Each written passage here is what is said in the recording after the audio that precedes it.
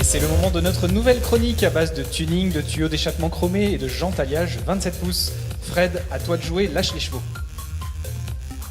Bonsoir, chères auditrices, chers auditeurs, amis nous buzz, amis nous beurre. Bonsoir, je vous remercie de m'accueillir en tant que chroniqueur exceptionnel en espérant que mon laïus le soit tout autant. Pour ma première intervention, comme ne dirait pas le grand Charles Aznavour, j'ai décidé de vous parler d'un temps que les jeunes connaissent. En effet, nous allons aborder un nouveau phénomène, le mouvement Youngtimer.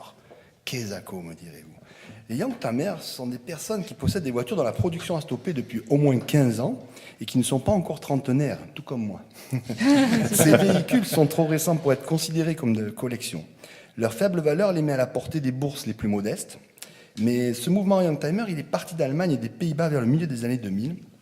Aujourd'hui, près de 20 000 lecteurs achètent la revue Youngtimer chaque mois et l'engouement s'étend également à la moto.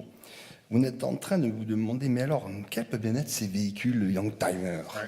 Vous rappelez-vous de la Renault 5 Orange au volant de laquelle vous avez fait vos premières armes? Oui, Non. Non, pas du tout. Celle dont le sky des sièges vous brûlait les cuisses l'été et que vous avez consciencieusement maltraité au fil de votre apprentissage. Vous avez fini par la céder pour une poignée de cerises ou l'abandonner sur un parking désolé devant la casse. Sachez que ce bijou vintage vaut aujourd'hui au moins 2000 €, voire davantage s'il est en bon état. Et ça compte grimpe chaque jour. C'est loin d'être la seule guimbarde 80s vivant un retour de hype inattendu.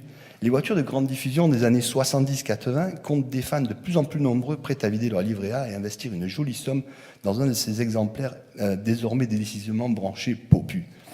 Les amateurs de Youngtimer se répartissent en deux tribus. Les nostalgiques, quinquagénaires, ou jeunes retraités qui ont roulé dans ces autos à l'époque où elles étaient commercialisées et qui gardent le souvenir ému de véhicules sans aide à la conduite ni électronique qu'on pouvait bricoler le dimanche dans son garage. Les rétromaniaques, alors eux, ce sont les enfants des précédents, trentenaires, qui dans les années 80 rêvaient des GTI en dévorant... Trentenaires dans les années 80 ? Ouais. C'est juste pour fixer les âges, d'accord. Voilà. Sois pas Je venais de désagréable. Sinon, je reviens plus. En dévorant la presse spécialisée. Et peuvent enfin s'offrir la vogueuse GT Turbo qui les faisait rêver petits quand leur oncle ou leur grand frère était au volant. La relative accessibilité de ces modèles rend cette passion d'autant plus addictive. Bref, si ces voitures sont encore trop jeunes pour intégrer le monde de la collection, leur patine vintage fait mécaniquement grimper leur valeur. En dehors de la nostalgie, une des principales raisons de ce développement est due à la forte augmentation du prix du marché du véhicule de collection. En effet, depuis 2002, ce marché s'est envolé de près de 400%.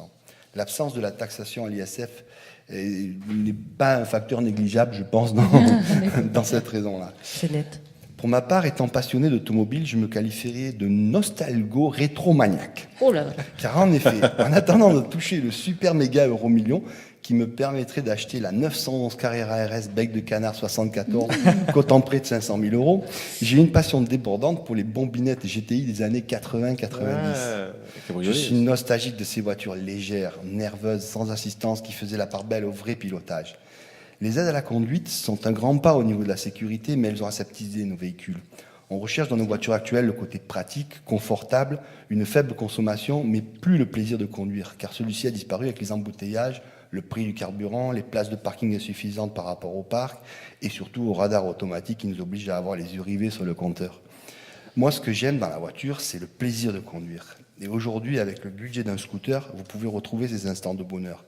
D'ailleurs, sur ce, je dois vous laisser car je dois aller négocier la Honda CRX de 1986 qui croupit dans le garage de mon voisin.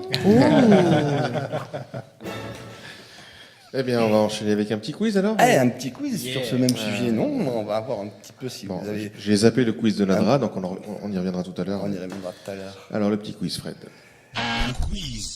Alors, je vais maintenant évoluer vos connaissances sur ce thème en posant quelques petites questions. Bon, vous n'avez pas les buzzers ce soir, bon, c'est pas grave.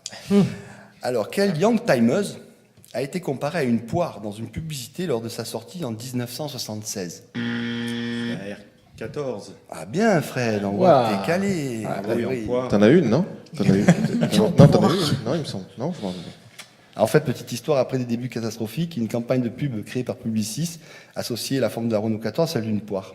Cette pub a largement desservi à cette voiture et subsiste dans les annales de la communication comme un modèle de publicité complètement raté et fera chuter sensiblement les ventes à l'exact opposé de son objectif.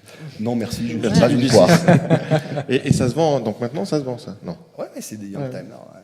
Ouais, c'est pas des valeurs parce qu'elles ont été largement, Finalement, pas tant que ça a diffusé, mais en fait, bon, il y a des gens qui aiment, on va D'accord. dire. D'accord. On reste Il dans en la faut pub. tous les goûts. Allez, on reste. Allez, On On reste dans la enchaîne. pub.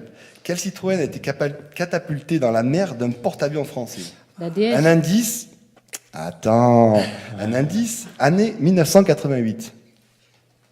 La X ou un truc comme ça.